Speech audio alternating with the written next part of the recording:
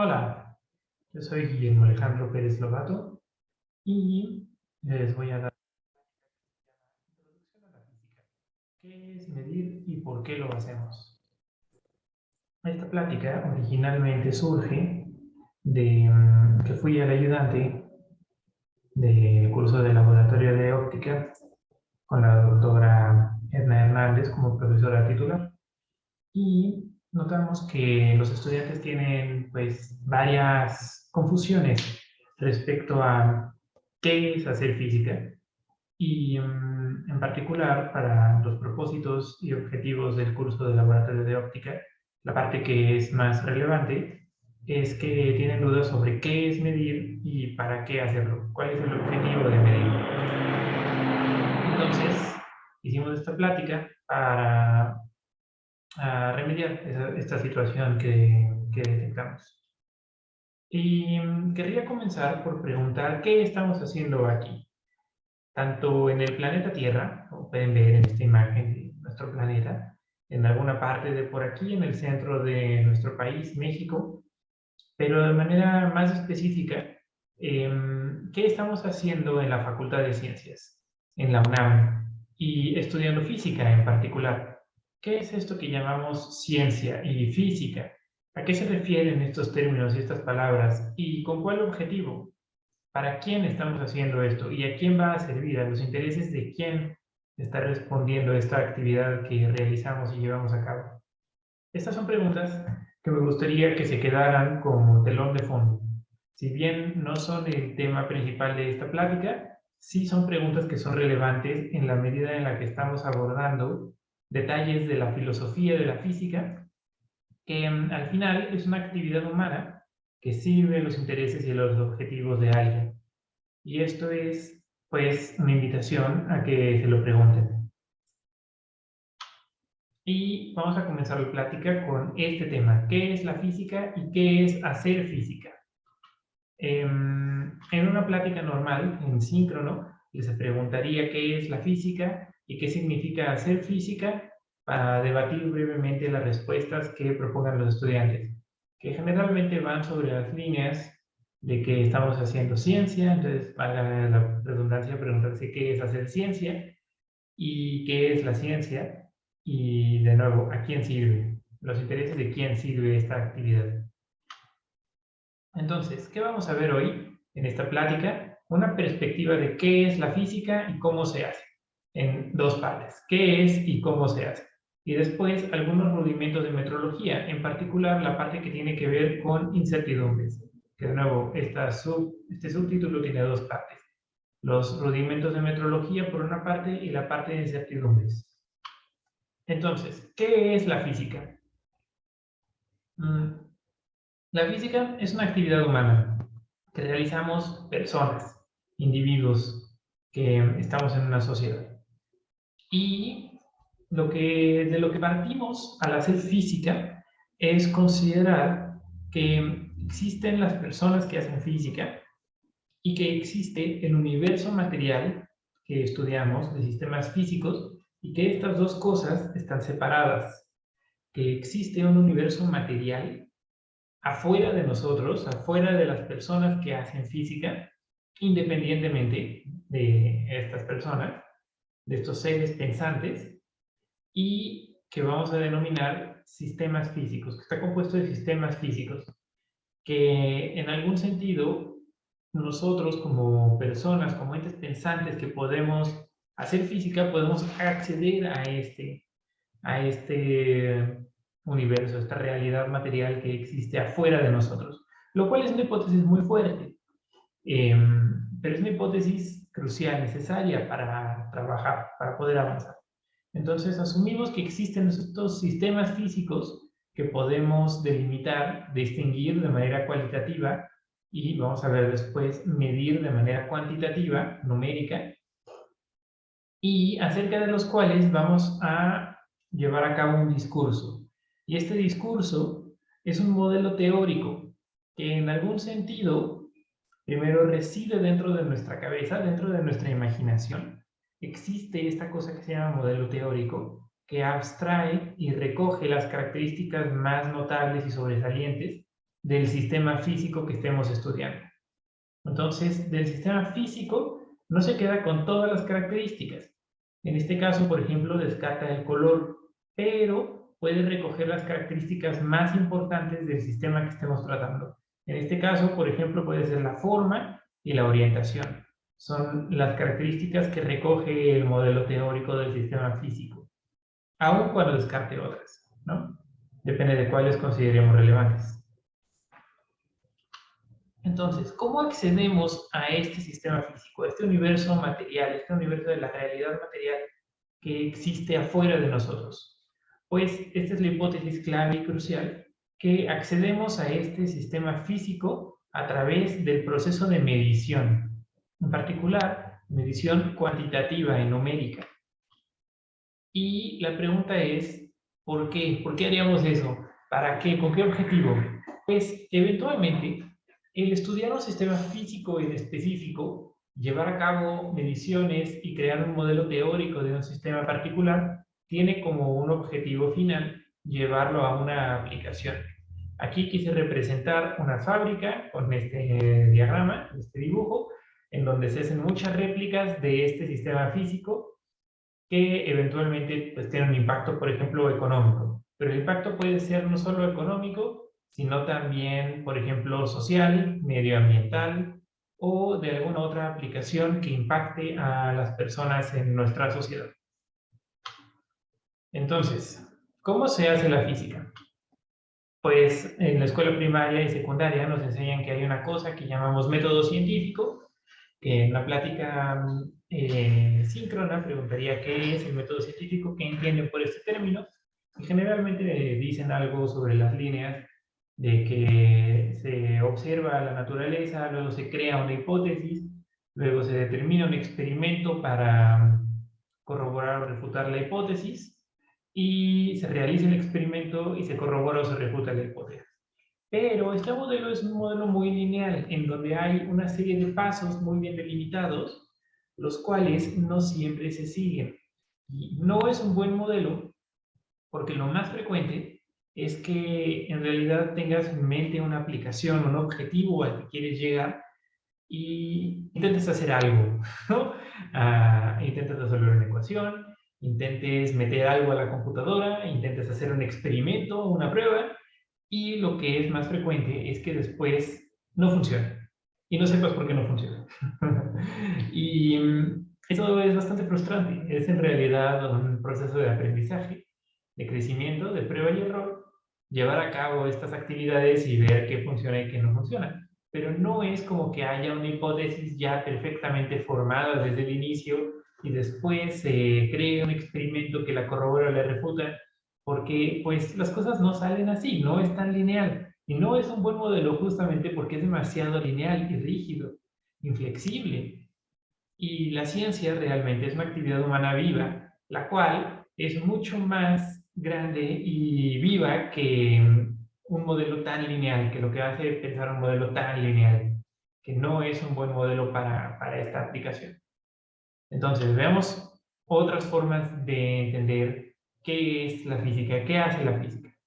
Uno de los primeros en preguntárselo de manera sistemática fue el filósofo Karl Popper, un alemán en el siglo XIX, 1800. Y lo que él dijo es que la ciencia en general, y la física en particular, tiene que ser falseable.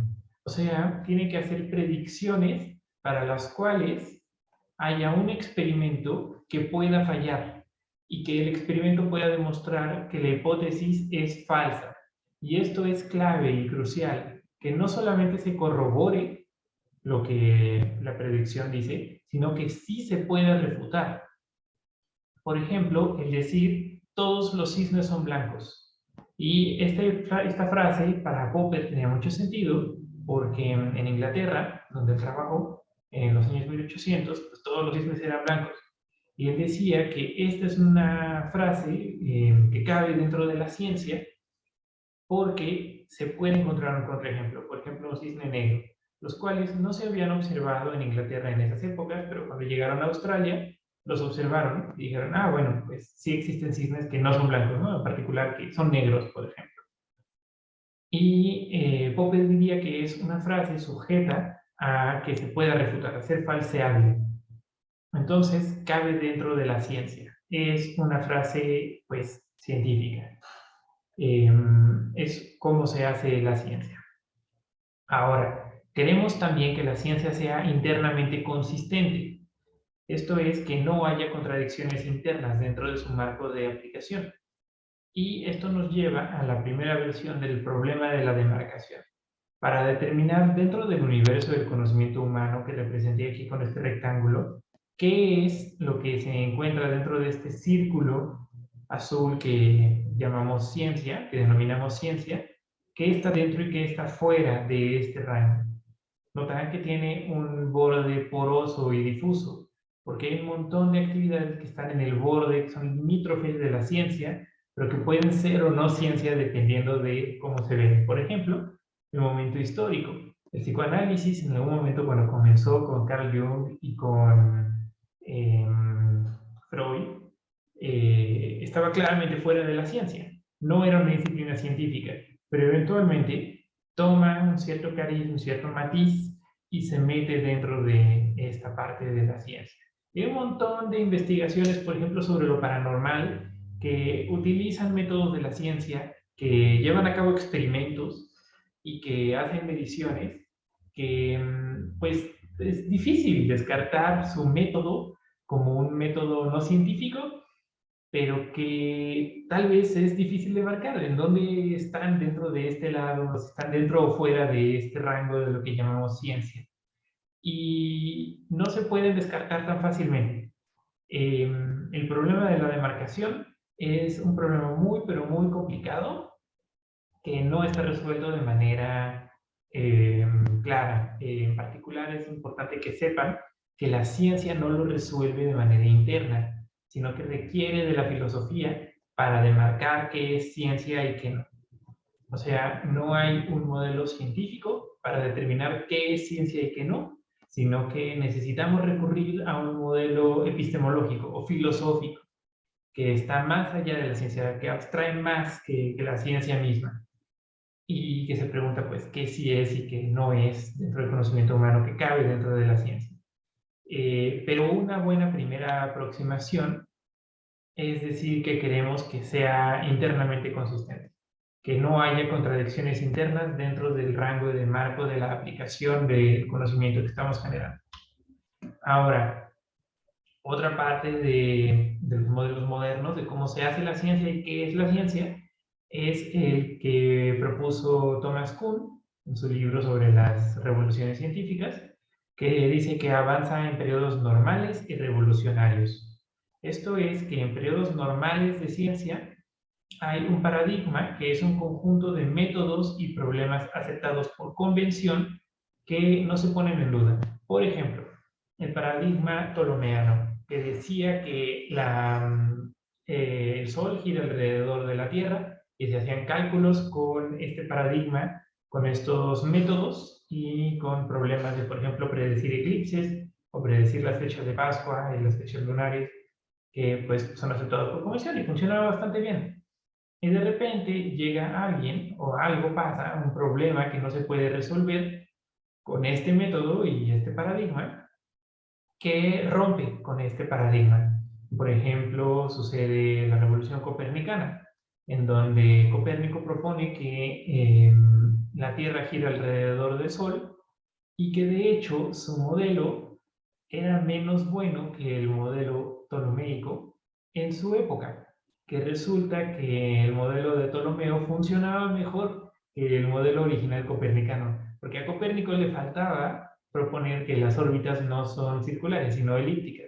Entonces no era tan bueno, pero en algún sentido rompió con el paradigma de que el Sol gira alrededor de la Tierra y permitió una revolución científica, en donde se rompe estas convenciones previas y se permite pues, un crecimiento acelerado de teorías y de nuevos resultados. Otro ejemplo de un periodo normal y un periodo revolucionario es lo que sucede con la mecánica cuántica, que hay una serie de postulados de la física clásica, la mecánica clásica, la electrodinámica, que eventualmente la electrodinámica no se puede reconciliar fácilmente con la termodinámica. Y al buscar reconciliar la electrodinámica con la termodinámica, surge y sucede de ahí la mecánica cuántica. Y otro ejemplo más que sucede de manera más o menos paralela en esta misma época de tiempo, incluso comparten algunos jugadores clave como Einstein, es la relatividad, en donde se intenta reconciliar a la electrodinámica clásica con la mecánica clásica y termina ganando la electrodinámica, y en ese que gana la electrodinámica surge la relatividad especial y general de Einstein. Son periodos revolucionarios de ciencia en las que se rompe con los métodos anteriores. No es que se tiren a la basura, sino que se termina su rango de aplicabilidad y se amplía un rango de aplicabilidad mayor para una teoría nueva. Por ejemplo, la teoría copernicana, la teoría de la relatividad y la teoría cuántica. Y finalmente, autores más recientes como Lakatos proponen que la ciencia avanza a base de programas de investigación científica y que estos programas de investigación científica tienen siempre en vista las aplicaciones prácticas que resuelve la investigación. Esto es, que hay una agencia de ciencia, como por ejemplo el CONACYT, el cual decide financiar ciertas investigaciones porque sirven a sus intereses y sirven a su agenda. Por ejemplo, los PRONACES. Eso está bien, o sea, eso es solo un hecho de cómo se hace la ciencia. Alguien decide, esto es un problema, entonces le vamos a poner dinero, entonces ese es el programa de investigación científica. Y un ejemplo claro de ello, un ejemplo clave, es hace muchos años, cuando Hertz estaba haciendo sus experimentos sobre radiación electromagnética, los hizo en el Instituto Kaiser Guillermo II de Alemania, porque el Kaiser Guillermo II de Alemania decidió que Alemania necesitaba focos, así focos, lámparas de luz, y decidió que quería que Alemania tuviera mejores focos que Estados Unidos. Y le puso mucho dinero a eso. Y a través de ponerle un montón de dinero a eso, fundó un instituto de investigación que se llama el Instituto Guillermo II, que ahora se conoce como Instituto Max Planck, que es uno de los mejores institutos de investigación científica a nivel mundial, en el que en su momento trabajó Max Planck y describió la radiación del cuerpo negro. ¿Y por qué la describió? Pues no porque estaba sentado en su escritorio abajo de un árbol de manzanas un día y se le ocurrió, sino porque había dinero para hacer un foco mejor que los focos estadounidenses. Eso era un programa de investigación científica, crear un foco mejor que el foco gringo. Entonces, le pusieron dinero a eso y surgieron los focos incandescentes, gracias al trabajo de Hertz, al trabajo de muchos otros espectroscopistas y también al trabajo de Planck, que de paso, por cierto, simbró las bases de la física y que creó una gran revolución teórica en la mecánica cuántica, pero que tenía como objetivo original crear un mejor foco. Y que ese era su objetivo principal y primordial de esa investigación, el crear lámparas. Y lo logró, además de simbrar las bases fundamentales de la física. Entonces, las aplicaciones prácticas que resuelven la investigación y a las que le ponen dinero y esfuerzo las fundaciones y los organismos, los institutos que financian estas actividades, son al final lo que hace que avance la investigación científica. Entonces, a todo esto, ¿qué cosa? A ver, si ya se me perdieron, regresen aquí un momento. Vamos a ver, ¿cómo determinamos la realidad material? Digamos que tenemos dos modelos teóricos. Un modelo teórico del sistema triángulo-círculo que dice que son de esta manera, y un modelo teórico del sistema triángulo-círculo que dice que son de esta otra manera.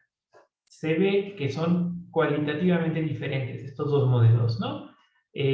También se podría decir una diferencia cuantitativa midiendo ángulos, por ejemplo, triángulo, midiendo orientaciones relativas, pero eso no interesa como a ese nivel en este momento.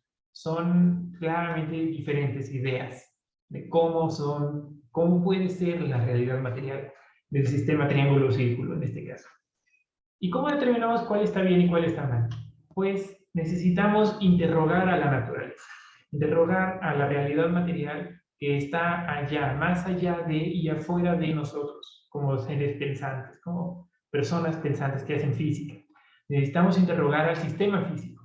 ¿Y cómo lo hacemos? A través de hacer una medición, a través de medir algo. Es como interrogamos a nuestro sistema físico y obtenemos información acerca de la realidad material de este sistema físico. Y así determinamos cuál modelo teórico es correcto y cuál modelo teórico no es correcto para describir este sistema físico. Y con eso pasamos a los rudimentos de metrología. A ver, un detalle aquí, una nota, es que podemos determinar cuál modelo teórico es mejor para explicar los fenómenos que estamos viviendo y necesitamos, para determinar cuál está bien, realizamos una medición y comparamos los resultados de la medición con los modelos teóricos. La medición experimental valida y le da sustento al modelo teórico, y el modelo teórico puede explicar a la medición, pero no la sustenta. Aquí hay una confusión clave en muchos de nuestros estudiantes, y es que muchas veces creemos que vamos al laboratorio a corroborar la teoría, y eso es falso, eso está mal. Nosotros vamos al laboratorio a determinar la realidad material, y después de eso, la teoría tiene que explicar nuestros resultados del laboratorio. Nuestra teoría tiene que decir qué es lo que estamos midiendo, tiene que explicarlo, pero ese es trabajo de la teoría. El experimento es, y si la teoría y el experimento no se corroboran, no hay un empate, es porque hay algo en la teoría que hay que cambiar. El experimento no puede estar mal, en el sentido de que hay algo en la teoría que no estamos considerando, pero el experimento es, en la realidad material, impera, en la física. Es la que nos determina qué modelo teórico está bien y qué modelo teórico está mal. Tal vez necesitamos cambiar nuestro modelo teórico o considerar alguna otra cosa que no habíamos considerado antes. Pero el experimento no puede estar mal, por definición del experimento. Esperen que ya no puedo poner esto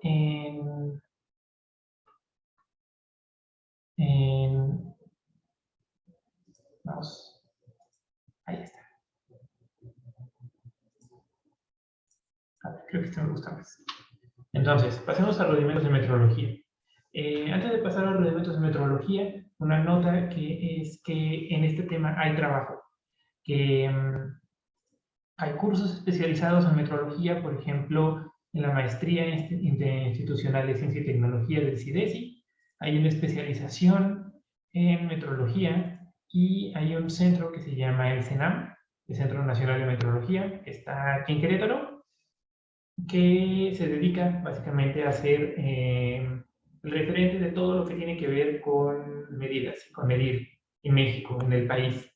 Ellos, por ejemplo, calibran las bombas de gasolina, calibran las básculas en los supermercados para estar seguros de que si piden 1 kilo de queso, les estén dando 1 kilo de queso y no 800 gramos.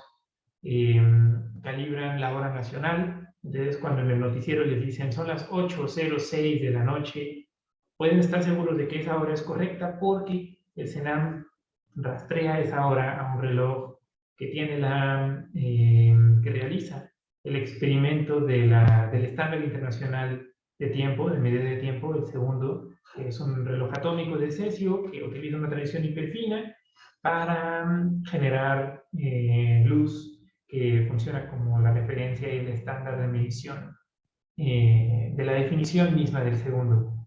Entonces, si un día necesitan trabajo y les gusta la parte experimental de la ciencia y de la física, la metrología es un ramo en el que puede haber trabajo eventualmente. Ahí hay pues, trabajo en nuestro país en eso, en metrología de masas, de frecuencias, de tiempo, de señales electrónicas y de pues, muchas otras cosas. La metrología es una rama muy importante de la física, también por sus aplicaciones industriales. Entonces, tengan eso en mente, ¿no? Que esto es un tema, el arte de medir bien, es una cosa en la que se puede trabajar, saliendo de física. Entonces, ¿qué es medir? El mensurando, esto es una guía para estimar la incertidumbre de la medición, elaborada por el CENAM en 2004. El mensurando, el propósito de hacer una medición de medir es determinar el valor de la magnitud, llamada el mensurando, que es un atributo sujeto a una medición de un fenómeno, cuerpo o sustancia, que se puede distinguir cualitativamente y se puede determinar cuantitativamente, o sea, numéricamente.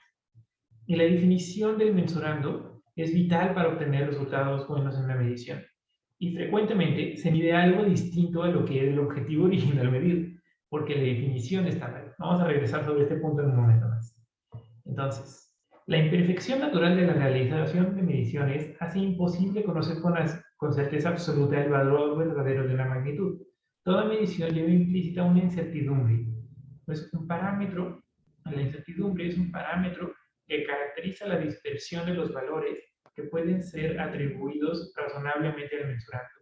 O sea, si tú crees que dentro del rango de posibles valores que puede tener una medida, que tu medida está en algún lugar de por aquí, de este rango de por aquí, entonces la magnitud o el rango en los que puede estar el valor real, en el que tú crees que puede estar el valor real de tu medida, es esta incertidumbre.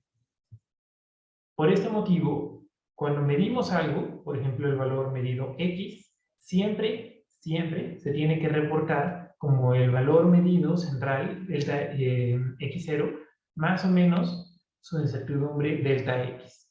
O sea, este es el valor central alrededor del cual está centrado tu rango, y este es el rango en el cual tú crees que puede estar la medición real, el valor real de la medida. Entonces vamos a ver la definición y diferencia entre precisión y exactitud.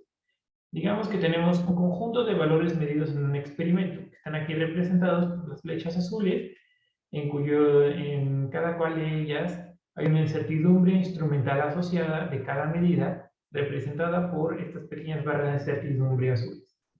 El rango en el que se encuentran nuestras medidas, es la precisión de las medidas. El valor central o reportado promedio X0 pues será un representante de estas medidas, será un valor que represente el conjunto de estas medidas y en particular el centro de las medidas. No necesariamente corresponde con ninguna medida en específico, pero representa el grupo de medidas como un todo. Y la exactitud será la diferencia entre el valor X0 central o reportado promedio y el valor real de la cantidad. Pero el problema del valor real de la cantidad física es que no lo conoces. Justamente por eso es un experimento para medirlo. Si ya lo conocieras de antemano, no sería necesario medirlo, ya lo tendrías, ¿no? Dentro del continuo de valores que puede tomar la cantidad física. Entonces, en una medida con alta precisión y baja exactitud, todas las medidas individuales están pues clusteradas, están agrupadas juntas unas con otras, probablemente dentro de las incertidumbres instrumentales de unas de otras, pero están lejos del valor real o que esperamos para la cantidad. En una medida de baja precisión y alta exactitud, pues hay una gran dispersión de datos y pues hay un rango muy amplio en el cual puede estar la medida real. Y es probable que el valor real esté cerca del valor central o reportado, pero pues, al estar en este rango muy grande, pues no sabes en dónde está. Podría estar por acá, podría estar por allá, y quién sabe muy lejos, y pues no lo sabes, ¿no? Entonces, simplemente tendrás un rango muy ancho, muy amplio, en el cual puede estar tu valor real. En una medida de alta precisión y alta exactitud, que es el ideal, lo que tenemos es que se parece mucho a la figura anterior, parece que nada más está como que las incertidumbres instrumentales o de cada una de las mediciones se movieron un poco, pero lo que pasó es que ahora todas las medidas están muy cerca entre sí, más cerca entre sí que su incertidumbre instrumental. Y esto significa, de manera clave y crucial, que estas incertidumbres instrumentales se sobrelapan y que además nuestro valor real de la medición está cerca, está dentro de ese rango. Entonces, tienes una precisión parecida a la incertidumbre instrumental y una exactitud muy alta también. Ahora, ¿cómo determinamos la incertidumbre? Pues tenemos fuentes de incertidumbre. Hay incertidumbres instrumentales, hay incertidumbres de calibración del experimento, incertidumbres debidas a la definición misma de la característica que estamos midiendo, y también hay incertidumbres estadísticas. Y al igual que hay muchos tipos de fuentes representadas en esta figura. También hay muchos tipos de fuentes de incertidumbre que sirven en el mismo propósito de incrementar, generalmente incrementar delta X, pero que tienen características y fuentes, o sea, fundamentos fundamentalmente diferentes. Vamos a ver algunas de ellas. En general, tendremos que reportar delta X o nuestra incertidumbre en X como la raíz cuadrada de la suma de los cuadrados de cada una de las magnitudes al cuadrado de cada una de estas incertidumbres.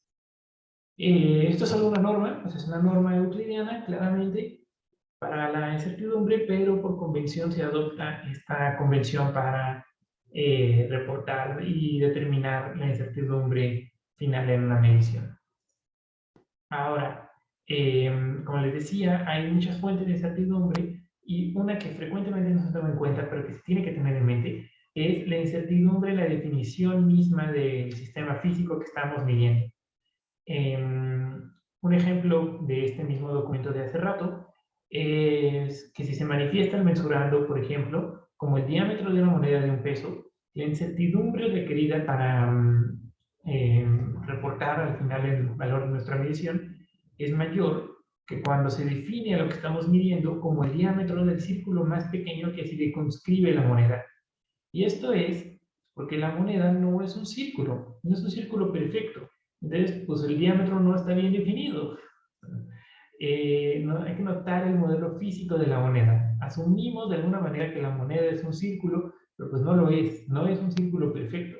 Entonces, si definimos lo que estamos midiendo como el diámetro de la moneda, nuestra incertidumbre necesariamente tiene que ser más grande que cuando definimos a lo que estamos midiendo como, por ejemplo, el círculo más pequeño que circunscribe la moneda, que puede tener una incertidumbre mucho más pequeña. Entonces, la importancia del modelo físico que usamos es que si tenemos una serie, un conjunto de variables de entrada relevantes y queremos a través de esas variables llegar a una variable medida, tenemos una hipótesis física crucial que es la relación funcional. La función que dadas las variables de entrada nos da la variable medida. Esta función es nuestro modelo físico de lo que estamos midiendo, ¿no? De lo que sea que estemos midiendo. Por ejemplo, en el caso de la moneda, si por ejemplo medimos el radio o medimos radios, utilizaremos una función, por ejemplo, pi por r, la multiplicación de pi por el radio, para poder medir la circunferencia del círculo. Es nuestro modelo físico crucial, la función que nos determina lo que estamos midiendo. Entonces, al medir, hay dos tipos de errores generales, en general, dos grandes cajones en los que podemos meter los errores que incurrimos al hacer una medición. Hay errores sistemáticos que afectan a todas las medidas de una misma manera y que se cometen de la misma forma una y otra vez al llevar a cabo una medición, un experimento, y errores aleatorios, en los que cada medida individual es afectada de manera diferente, sin que se identifique en principio un mecanismo que prediga cómo va a afectar este error a una medida en específico o en particular. Esos son errores aleatorios, debidos, por ejemplo, a fluctuaciones térmicas, eléctricas, cosas que no controlamos como un parámetro determinado fijo, ¿no? Cosas que a veces se salen de nuestro control.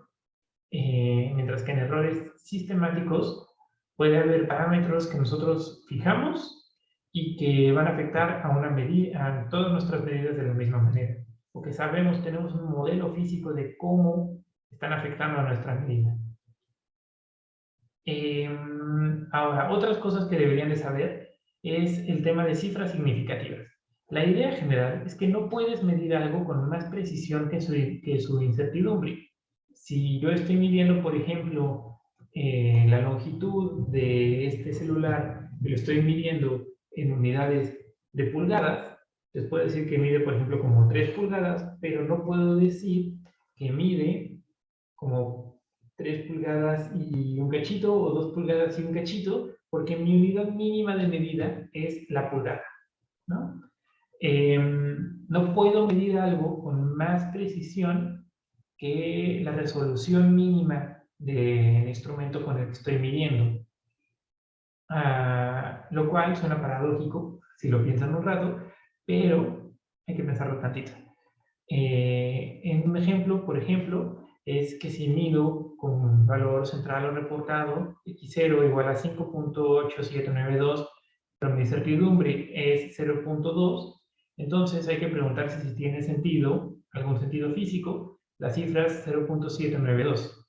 Esto sucede todo el tiempo al hacer medidas en un laboratorio, en un experimento físico, material, real, porque hacemos una hipótesis física crucial, nuestro modelo físico, una función, generalmente una función matemática, y pues metemos nuestros datos experimentales, las variables de entrada relevantes, a esta función en una computadora, por ejemplo, para hacer un modelo, y pues las matemáticas son de infinita precisión, nos da un infinito de cifras decimales que luego no sabemos qué hacer con ellas, ¿no?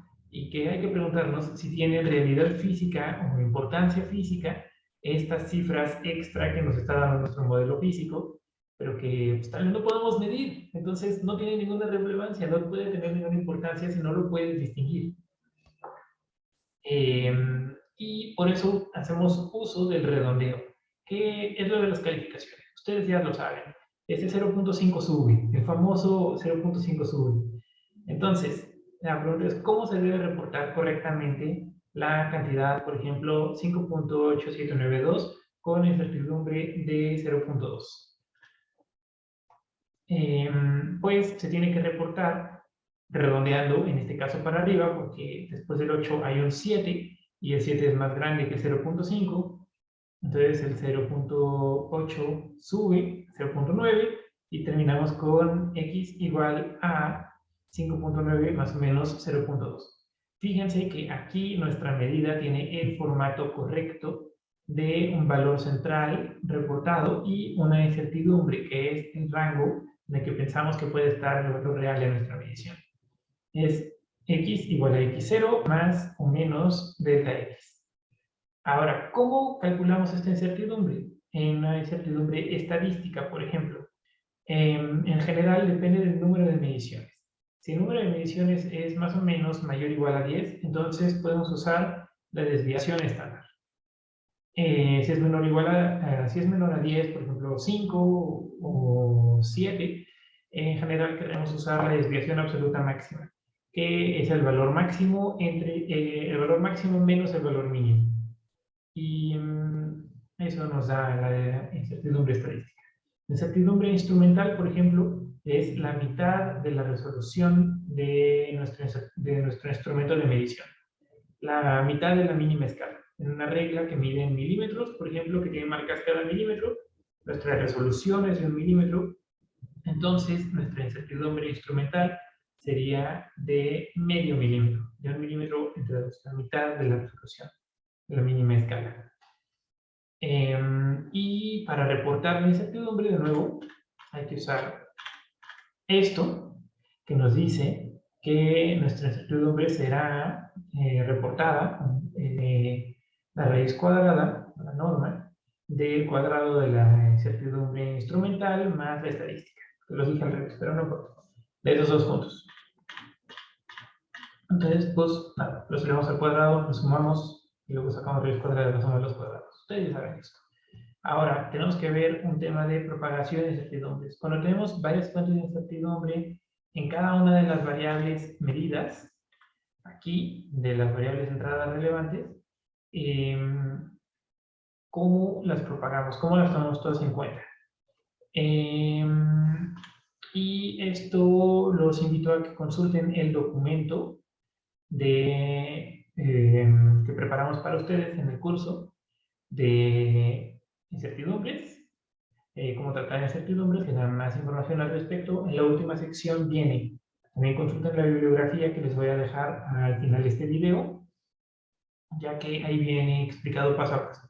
Pero la idea general es usar regla de la cadena, derivar, hacer derivadas parciales y tomar los diferenciales de las derivadas parciales como las incertidumbres de cada una de las características del modelo que estamos tomando en consideración.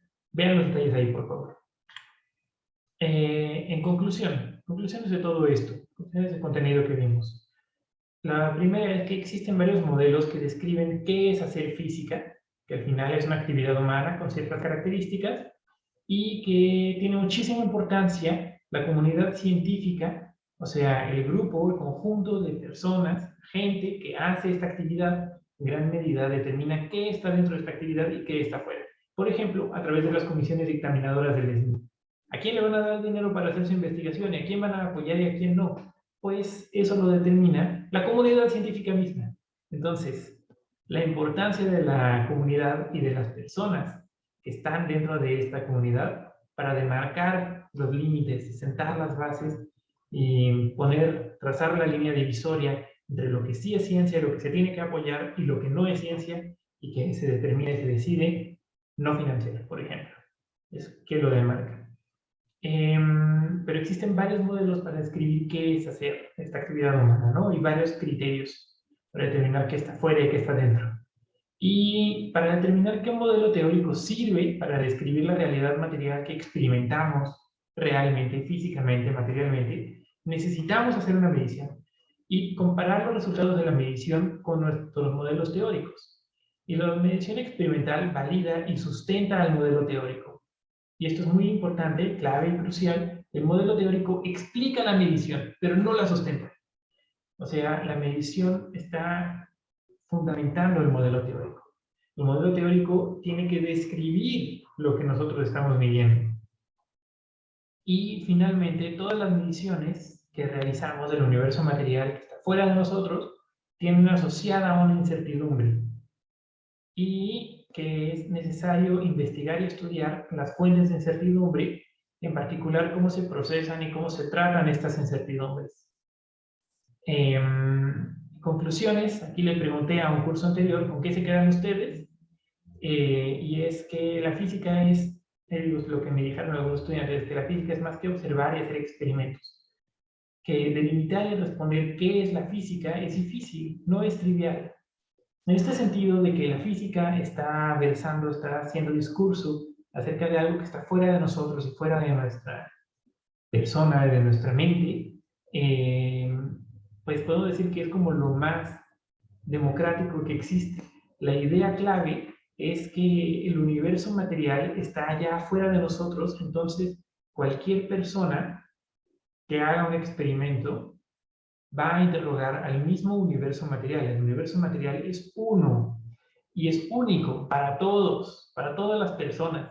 Entonces, interrogar al universo material nos dice cómo es el universo material, qué es la física. Y cualquiera que haga el experimento, si hace un experimento igual sobre un mismo sistema, un mismo objeto, bajo condiciones iguales, debería de obtener resultados iguales. Einstein decía que Dios no juega a los datos, en un sentido, ¿no? Y esto significa que si hacemos experimentos iguales bajo circunstancias iguales, deberíamos estar de acuerdo en nuestros resultados. El modelo teórico que usemos para describir y explicar nuestros resultados, ese sí depende de nosotros, ese está dentro de nuestra mente, pero los resultados fundamentales tienen que ser comparables, tienen que ser consistentes. Y si no lo son, si no tenemos resultados consistentes o comparables, es porque hay alguna variable no controlada que no estamos tomando en consideración en nuestro modelo físico, o sea, en la función que describe las variables de entrada y la variable de salida de la medición. Y es un error sistemático o aleatorio, en el caso de que no nos podamos poner de acuerdo, que tal vez no tengamos identificado y que está afectando a nuestras medidas de manera que no nos ponemos de acuerdo, ¿no? Pero entonces nuestro modelo teórico tiene que cambiar y tenemos que considerar algo que no estábamos viendo antes. Y por eso, responder qué es la física, pues a veces no es trivial. Medir no es trivial. Hay que tener en detalle cuentas como qué es lo que voy a medir, cuál es la definición de mi mensurando y las fuentes de incertidumbre, en cómo afectan a mi medición y cómo las vamos a manejar, cómo las vamos a mitigar y a controlar. Y también qué rango de incertidumbres es aceptable. Si puedes medir así diciendo la velocidad de la luz o el índice de refracción, está en aproximadamente 1.3, más o menos 0.7. ¿Qué significa esto? Pues si nuestra interpretación del índice de refracción es la velocidad de la luz en un medio, decir que algo puede tener un índice de refracción menor que 1 significa que la luz está viajando a una velocidad más alta que la velocidad de la luz en el medio. Lo cual está un poco raro, ¿no? Entonces, decir que medimos, por ejemplo, un índice de refracción de 0.3 más o menos 0.7 significa que podemos haber medido un índice de refracción de menos 0.5, lo cual significa que pues, al incidir nuestra luz sobre nuestro material, no sabemos si se sigue para allá o si se cambia de ángulo para el otro lado. En ese caso, por ejemplo, tal vez nuestro rango de incertidumbre no es aceptable por nuestro modelo físico, para nuestro modelo físico y matemático. Y por eso es importante pues, ver cuál es nuestro modelo, cuáles son nuestras incertidumbres, cómo las mitigamos y en qué rango son válidas, en qué rango es válido nuestro modelo. ¿Qué rango de incertidumbre ¿Con qué rango de incertidumbre podemos vivir? ¿Con cuál ya no? Y finalmente, regresando al punto de aquí, de la comunidad, que la subjetividad y la interobjetividad de la ciencia es importante. El valor de los consensos y la importancia de estar de acuerdo, tanto en el modelo, como en las variables de entrada relevantes, como en los resultados que obtenemos y los resultados que medimos, los resultados que obtenemos al medir una variable física, por ejemplo. Finalmente, agradecemos a Papine PE104021 para realizar el manual en el que está basado este video y este video. Finalmente, les dejo bibliografía, como es el libro de Oda Bertanoda, Introducción al Análisis Gráfico de Datos Experimentales, Stephanie Glenn, Propagation of Uncertainty, es una página web, el libro de Rufino Díaz Uribe, del Laboratorio de Óptica, Teoría y Práctica, tiene un capítulo muy bueno sobre incertidumbres. El de Salvador Gil, Experimentos de Física de Bajo Costo, de la Universidad de San Martín. Y eso lo pueden encontrar en esa URL. Y finalmente, las guías de estimación de incertidumbre, la elaborada por el CENAM en febrero de 2004 por Wolfgang Schmitz y Rubén Lazos. Es muy buena, muy detallada, va a un nivel más profundo. Lo que se espera de ustedes, bueno, al menos cuando yo era el ayudante de este curso, pero la síntesis la pueden encontrar, la síntesis de los anteriores, lo pueden encontrar en la guía de introducción al procesamiento de datos e incertidumbres elaborada para el curso de laboratorio de 2021-1. Les puede facilitar en PDF la profesora Edna Hernández. Finalmente, pues muchas gracias por ver este video. Espero que les sea interesante y útil. Y cualquier cosa me pueden escribir por correo electrónico guilleme@ciencias.unam.mx. Pueden encontrar mi correo electrónico en el directorio de la facultad. Si se meten a su correo de la facultad, le ponen Guillermo Alejandro Pérez Lobato, mi nombre, y les aparecerá mi correo. Si quieren comentar algo de esto, tienen alguna duda, si quieren comentar algo en persona. Y pues ya, qué gusto que hayan visto esto.